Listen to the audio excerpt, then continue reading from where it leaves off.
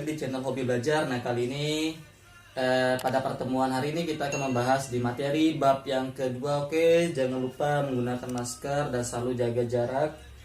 Siapkan buku kalian, buku paket maupun buku catatan untuk mencatat materi yang kalian dapatkan pada hari ini.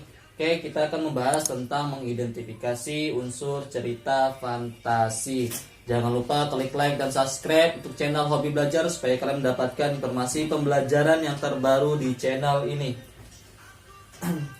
Oke, kalau sudah siap kita langsung saja membahas materi pada hari ini. Nah, yang pertama kita akan membahas tentang KD dan indikator pencapaian kompetensi, ya. Yang akan kita bahas pada materi hari ini yaitu di KD 3.3, yaitu mengidentifikasi unsur-unsur teks narasi atau cerita fantasi yang dibaca dan didengar. Nah, jadi di indikator pencapaian itu kalian harus bisa menulis unsur-unsur intrinsik yang terdapat pada cerita fantasi, ya. Dan yang kedua, kalian harus bisa menentukan jenis cerita fantasi tersebut. Nanti tugas kalian juga seperti itu. Oke, jika sudah siap kita bahas yang pertama yaitu tujuan pembelajaran. Nah, tujuan pembelajaran pada hari ini, jika kalian sudah mendapatkan materi pada hari ini, kalian harus mampu menuliskan unsur intrinsik dalam cerita fantasi. Kedua, menuliskan jenis cerita fantasi dengan menunjukkan bukti pada teks yang dibaca dan didengar. Nah, pastinya kalian sudah pernah membaca ataupun mendengar cerita-cerita yang berbentuk fiksi, ya, seperti dongeng maupun cerita-cerita imajinasi lainnya. Oke, silakan dibaca terlebih dahulu untuk teks cerita fantasi mengenai sahabat beda dunia, cerpen karangan Yacinta Arta Prasanti. Nah, silakan kalian baca, kalian simak, kalian pahami isi ceritanya. Nanti di teks ini juga terdapat beberapa unsur intrinsik serta jenis, termasuk jenis teks fantasi apa, ya. Silakan dibaca, Bapak berikan waktunya.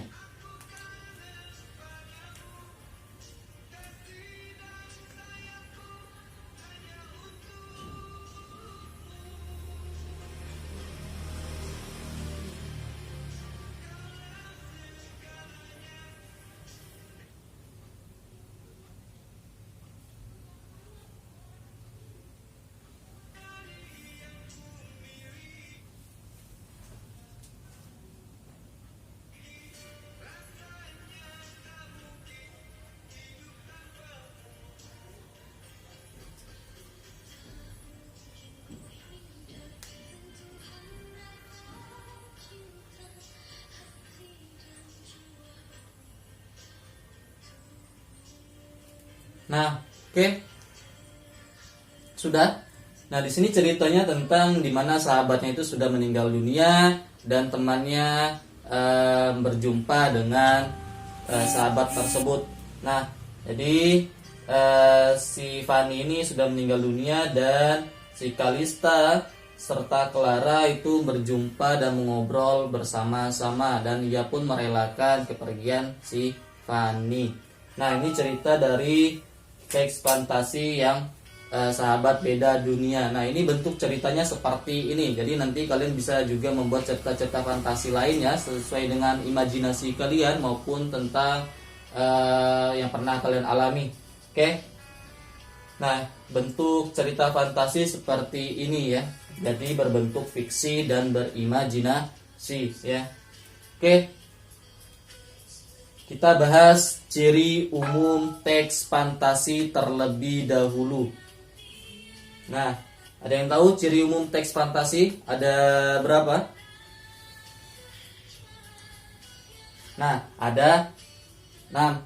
Yang pertama, ada keanehan atau kemisteriusan ataupun keajaiban. Ini ciri umum dalam teks fantasi, di mana jika kamu mendapat sebuah teks yang mengandung unsur keanehan dan bersifat misterius, ya, seperti mengandung unsur mistis maupun terdapat keajaiban yang tidak dapat dilogikakan oleh pikiran, maka itu dapat disebut cerita fantasi.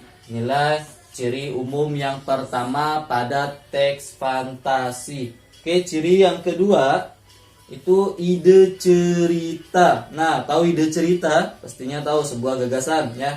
Ide cerita dalam teks fantasi umumnya tidak memiliki batasan realita ataupun kenyataan dan dapat dikembangkan sesuka pengarang. Nah, tema dan ide yang diusung oleh cerita fantasi biasanya adalah mistis, supranatural, sci-fi, futuristik, dan sebagainya. Oke, ini pembahasan dari ide cerita pada ciri umum yang kedua pada teks fantasi.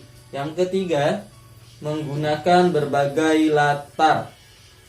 Nah, menggunakan berbagai latar, ya, di mana latar yang digunakan dalam teks cerita fantasi ini menembus ruang dan waktu. Ya, menembus ruang dan waktu artinya terjadi di suatu tempat dan suatu waktu tertentu.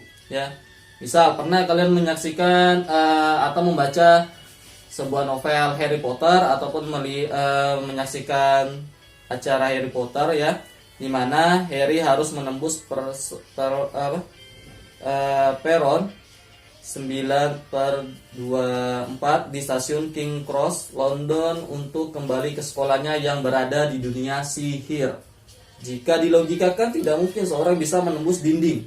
Nah, namun di dalam cerita fantasi segala yang tidak mungkin dapat terjadi. Itulah yang dimaksud dengan cerita fantasi. Masa sih orang bisa menembus dinding, kan? Itu kan berbentuk mistis, ya. Yang tidak dapat dilogikakan.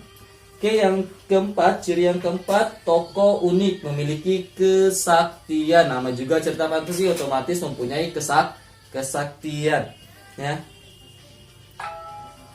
Dimana di dalam teks ini si tokohnya memiliki kelebihan tersendiri yang unik dan berbeda dari yang lainnya.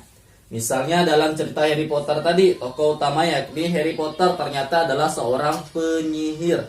Dia bisa melakukan sihir dengan bantuan tongkat sihirnya, ya. Ini ciri keempat pada teks fantasi. Oke, paham ya? Nah, jadi jangan lupa dicatat untuk apa yang sudah disampaikan tadi. Oke, yang kelima, bersifat fiksi. Bersifat fiksi atau hayalan atau yang berbentuk imajinasi, ya. Karena bersifat fiksi dan merupakan cerita hayalan semata, maka cerita fantasi ini tidak akan bisa dinalar oleh akal pikiran jika dibandingkan dengan kehidupan di dunia nyata. Berbeda antara kehidupan di dunia nyata dengan dunia fantasi, ya, dimana yang tidak bisa dilogikakan. Seperti itu ciri umum yang kelima pada teks fantasi. Oke, yang keenam yaitu bahasa. Nah, bahasa atau gaya bahasa yang digunakan dalam cerita ini tidak harus terikat menggunakan bahasa yang formal, bisa menggunakan bahasa-bahasa bervariasi, bebas. Jadi tidak memungkinkan hanya untuk menggunakan bahasa formal. Bahasa formal itu bahasa Indonesia, ya, bisa menggunakan bahasa-bahasa bervariasi, namanya juga cerita yang berbentuk fiksi. Oke, paham ya? Nah, sampai di sini ada yang ditanyakan. Nah, jika kalian ingin bertanya ataupun kalian kurang mengerti, bisa kalian tanyakan di kolom komentar, ya. Atau kalian bisa japri WhatsApp Bapak saja.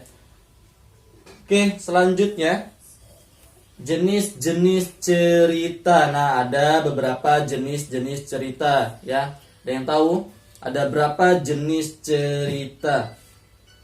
Nah, jenis cerita itu terbagi menjadi dua bagian. Yang pertama berdasarkan kesesuaian dengan dunia nyata. Yang kedua berdasarkan latar cerita. Nanti berdasarkan kesesuaiannya dengan dunia nyata itu terbagi lagi menjadi dua bagian seperti ini, ya. Dimana ada berdasarkan latar cerita juga ada. Nah, kalau kalian lihat di sini, ya, ada latar, ada cerita. Ini terbagi menjadi dua jenis cerita pada teks fantasi. Kita bahas yang pertama yaitu latar sejaman. Ya, ada latar sejaman dan ada lintas waktu. Latar sejaman berarti latar yang digunakan satu masa. Fantasi masa kini, fantasi masa lampau, atau fantasi yang akan datang, atau yang dikenal dengan futuristik. Ya, ini latarnya apakah dalam cerita tersebut menggunakan latar sekarang atau latar-latar masa lalu pada zaman prasejarah maupun latar-latar lainnya. Ya, itu harus kalian identifikasi latarnya. Oke, yang kedua, latar lintas waktu. Ya, latar lintas waktu berarti cerita fantasi menggunakan dua latar yang berbeda. Misal, masa kini dengan zaman prasejarah, masa kini dan 40 tahun yang akan datang, atau yang dikenal dengan futuristik. Ya, jadi biasanya di lintas waktu ini dia menggunakan dua waktu, bisa masa lalu dan kembali ke masa depan, seperti itu. Oke, yang kedua cerita. Ada cerita fantasi total dan ada cerita fantasi irisan. Nah, kita bahas yang fantasi total, di mana berisi fantasi pengarang terhadap objek tertentu. Nah, pada cerita kategori ini, semua yang terdapat pada cerita tidak terjadi di dalam dunia nyata. Misal, cerita fantasi Narnia. Pernah kalian menyaksikan atau membaca komik Narnia, di mana ya bisa di Narnia 3 itu dia menembus ke lukisan, ke dalam lukisan, masuk ke dalam lukisan. Lukisannya berbentuk pantai, ya. Itu airnya keluar melalui lukisan tersebut dan masuk ke dalam dunia Narnia. Yang merupakan cerita total fantasi penulis. Jadi nama orang, nama objek, dan nama kota benar-benar rekaan pengarang. Jadi tidak ada di dunia nyata. Jadi hanya rekaan oleh si pengarang tersebut. Itu yang dimaksud dengan fantasi total. Nah, sedangkan fantasi irisan, ya, yaitu cerita fantasi yang mengungkapkan fantasi tetapi masih menggunakan nama-nama dalam kehidupan nyata. Ya, menggunakan nama tempat yang ada di dalam dunia nyata atau peristiwa yang pernah terjadi pada dunia nyata. Nah, kalau kalian ingin membuat cerita fantasi yang berbentuk irisan, boleh kalian, misalnya ada sebuah pengalaman, sebuah kejadian, kalian ceritakan dalam bentuk teks cerita fantasi irisan, itu juga tidak masalah. Oke, paham ya untuk jenis-jenis cerita? Nah, jadi ada dua jenis cerita, ada jenis cerita yang berbentuk latar dan berbentuk cerita.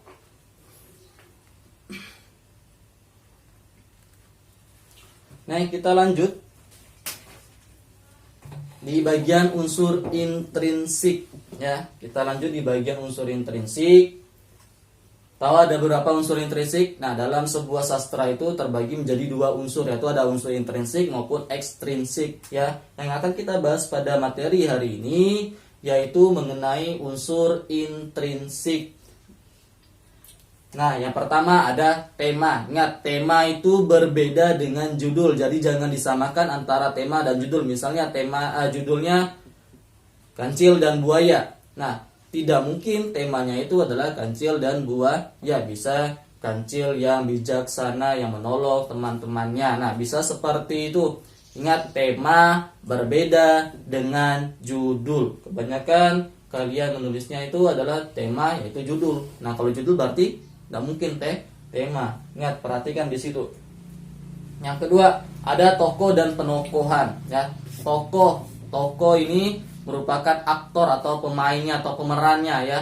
Sedangkan penokohan ini adalah perwatakan dari si tokoh tersebut, ya, sifat yang ada di tokoh tersebut. Yang ketiga ada latar. Latar adalah latar suasana, latar tempat, latar waktu. Alur jalannya cerita, yaitu ada alur maju, alur mundur, serta alur campuran di dalam cerita. Oke, yang terakhir ada amanat. Nah, amanat pesan yang ingin disampaikan oleh pengarang melalui sebuah cerita. Oke, ini ada kelima unsur intrinsik yang perlu kita bahas pada materi hari ini, yang perlu kalian catat karena nanti kalian akan mencari unsur intrinsik yang terdapat di dalam sebuah cerita. Oke, dicatat. Ada tema, tokoh penokohan, ada latar, alur, serta amanat. Nah, akan kita bahas yang pertama, tokoh dan penokohan. Ingat tadi tema itu berbeda dengan judul, jadi jangan disamakan antara tema dan judul. Tokoh dan penokohan, ada 3 jenis tokoh dalam suatu cerita. Ada yang tahu ada tokoh-tokoh apa saja? Ya, bukan tokoh si A, tokoh si B ya. Nah, ada yang namanya disebut tokoh protagonis. Tahu protagonis? Nah, protagonis ini tokoh yang mempunyai sifat yang baik, ya, yang dikenal dengan sifat yang baik. Ada tokoh antagonis. Nah, antagonis di sini berarti lawannya dari protagonis, yang mempunyai sifat yang buruk, ya, sifat yang jahat. Yang misalnya iri, dengki, ya, dan sebagainya. Yang 3 ada tokoh tritagonis. Ini dia tidak dia bisa berada di posisi protagonis dan juga bisa berada di posisi antagonis. Ini yang dimaksud dengan tritagonis. Jadi ada 3 jenis tokoh, ada prota, ada anta, dan ada trita. Nah, ada juga yang disebut tokoh utama, ya, tokoh pembantu, serta tokoh sentral. Ini 3 jenis tokoh juga, ya, ada tokoh utama, ada tokoh pembantu, ada tokoh sentral. Nah, kalau penokohannya tadi itu ada protagonis, ada antagonis, ada tritagonis. Ini wataknya, watak dari tokoh tersebut, ya. Kalau tokohnya ada tokoh utama, ada tokoh pembantu, dan ada tokoh sentral. Oke, latar. Nah, latar juga terbagi menjadi 3 bagian, ya. Ada latar waktu, ada latar tempat, serta latar suasana. Nah, latar waktu apakah terjadinya di pagi hari atau terjadinya di beberapa hari yang lalu, itu juga bisa disebut dengan latar waktu. Latar tempat, misalnya berada di Harry Potter itu di dunia sihir, di sekolahnya, ya, ataupun di mana saja, itu merupakan sebuah latar tempat. Latar suasana, menyedihkan, mengembirakan, ya, menyenangkan, mengharukan, mengkhawatirkan, itu termasuk ke dalam latar suasana dalam suatu cerita. Pastinya ada latar waktu, tempat, dan suasana dalam cerita. Oke. Nah, dalam alur itu ada beberapa tahapan alur, ya, ada beberapa tahapan alur yang perlu kalian perhatikan di sini, ya. Yang pertama ada perkenalan, ya. Di sini pengarang memperkenalkan para tokoh-tokohnya siapa, apa yang dilakukan para tokoh tersebut maupun watak-watak tokoh tersebut itu diceritakan di awal cerita biasanya kalau dalam sebuah teks cerita. Nah, yang kedua ada penampilan masalah atau adanya pemunculan sebuah masalah yang dialami antara tokoh prota, tokoh anta maupun tokoh trita di situ, ya.